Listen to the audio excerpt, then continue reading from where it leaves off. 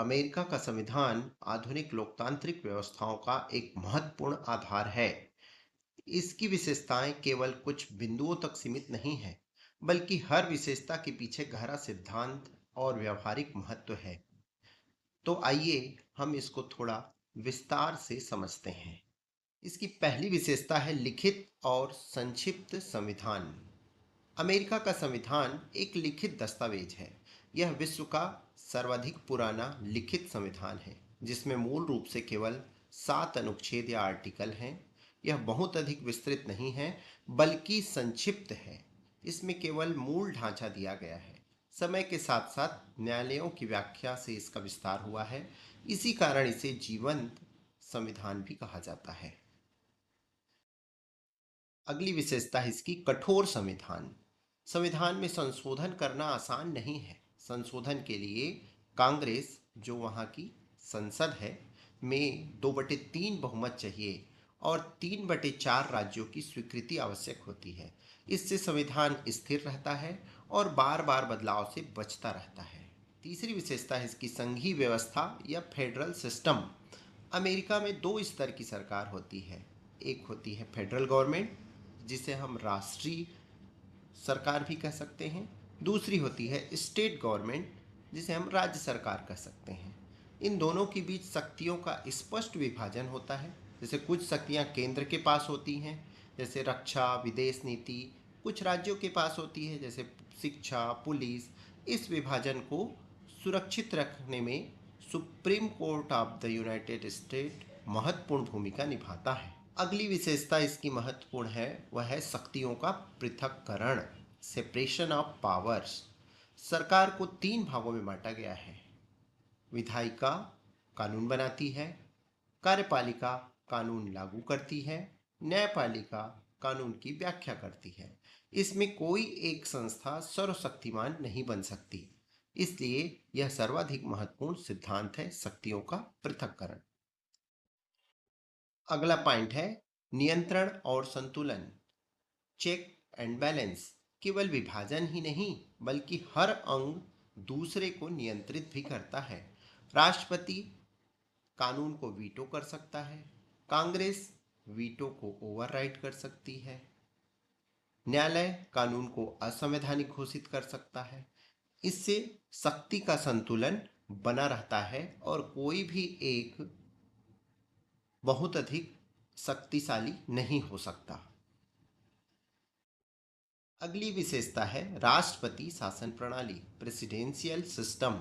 America में राष्ट्रपति ही राज्य प्रमुख होते हैं, यानी हेड ऑफ द स्टेट राष्ट्रपति ही होते हैं। और सरकार प्रमुख, हेड ऑफ द गवर्नमेंट, यह भी राष्ट्रपति ही होते हैं।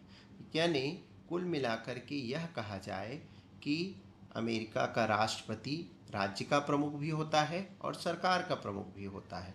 इसलिए सारी शक्तियां उसके पास है।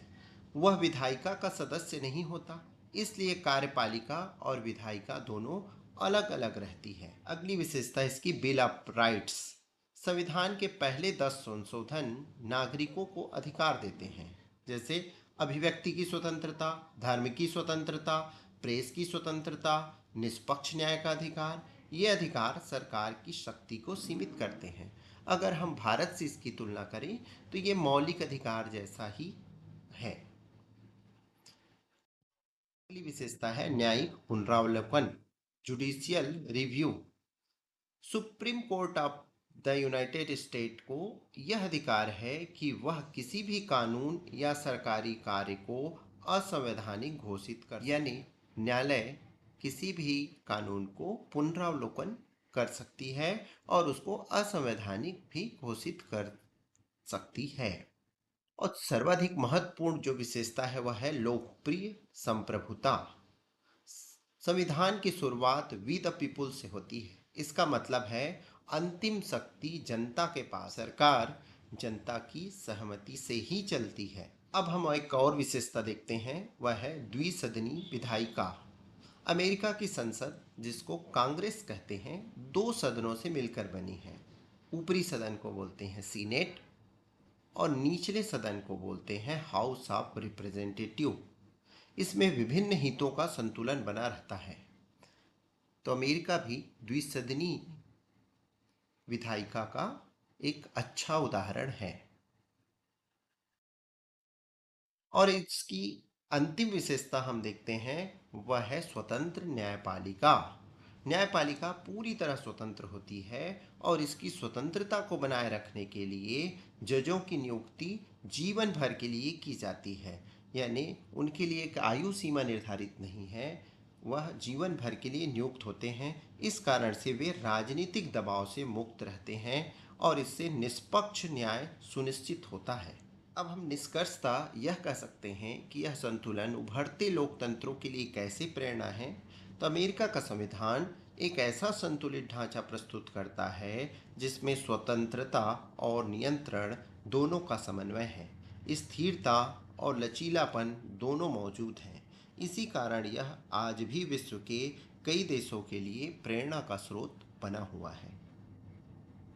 आपने इसको धैर्यपूर्वक देखा, इसके लिए आप सबका धन्यवाद। हमारी इस सीरीज में यह भी है कि हम तुलनात्मक राजनीति से संबंधित सभी महत्वपूर्ण टॉपिक को कवर करते जा रहे हैं।